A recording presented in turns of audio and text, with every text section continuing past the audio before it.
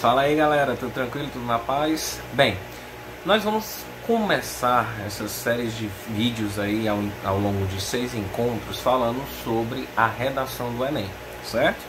E aí eu quero dividir esses momentos em 6 momentos diferentes.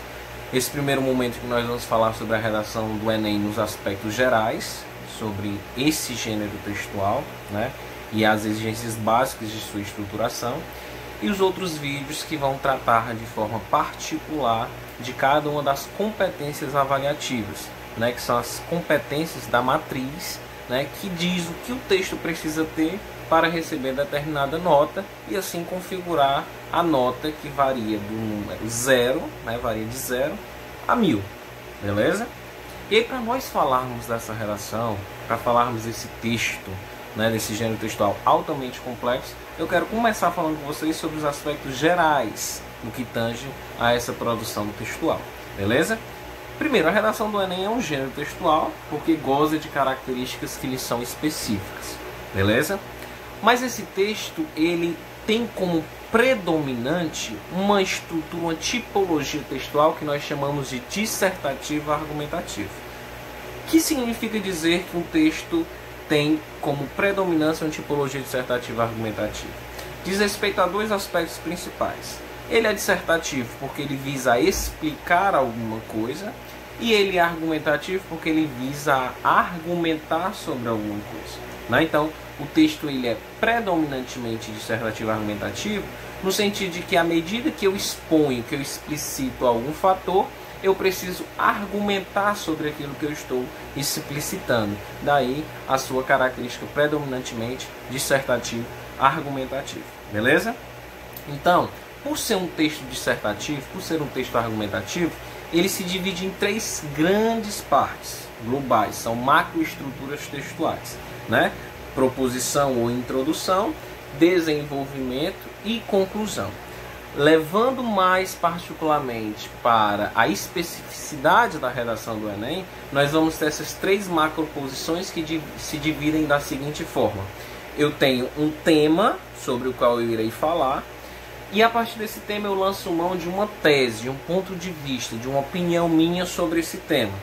Que para que eu possa sustentá-la, para que eu possa defendê-la, para que eu possa convencer alguém de acreditar naquilo que eu estou dizendo, eu preciso lançar mão de argumentos. Argumentos que sustentem essa tese, certo? Argumentos que sustentem e desenvolvam a parte do desenvolvimento desse meu texto. E por fim, dado que o tema sempre está envolvido, sempre está rolado a uma situação problema de cunho social, cultural, artístico, político, eu preciso então propor uma intervenção para a resolução desse problema, certo? Então, estruturalmente, essa redação do Enem se baseia em um determinado tema particular, né, uma situação problema de cunho artístico, social, cultural, científico, beleza? Uma tese, uma opinião que eu tenho, um ponto de vista sobre esse determinado assunto, argumentos que dizem respeito a fatos, opiniões, informações relacionadas a esse tema, relacionado a essa tese, certo? E em seguida, né, na parte conclusiva do meu trabalho, é necessário um arremate sobre todas essas informações, sobre tudo aquilo que foi discursivizado, e a proposta de uma intervenção como parte fundamental desse texto que eu irei produzir.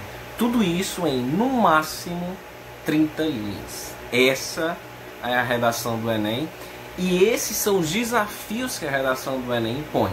Um texto institucionalizado, que exige uma linguagem formal, que exige um repertório sociocultural produtivo, que exige do aluno capacidades discursivas para argumentar, ou seja, utilizar-se da língua e dos mecanismos linguísticos para desenvolver de forma clara, de forma coesa, de forma coerente, de forma estratégica a minha argumentação. E aí, gente, é esse ponto que nos faz observar que não é simples desenvolver um texto como a redação do Enem.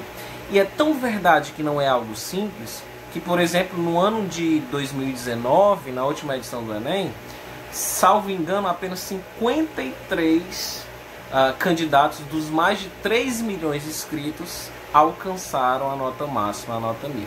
Então não é fato simples, não é algo fácil de se desenvolver.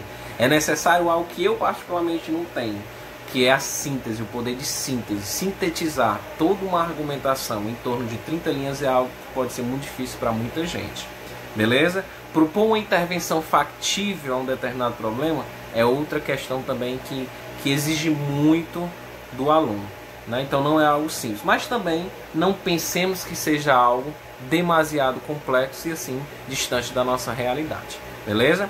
Mais ou menos isso é a redação do Enem. Nos próximos vídeos nós vamos tratar especificamente sobre cada uma das competências avaliativas, que são 5, certo? Cada uma delas trata um aspecto diferente do texto. Beleza?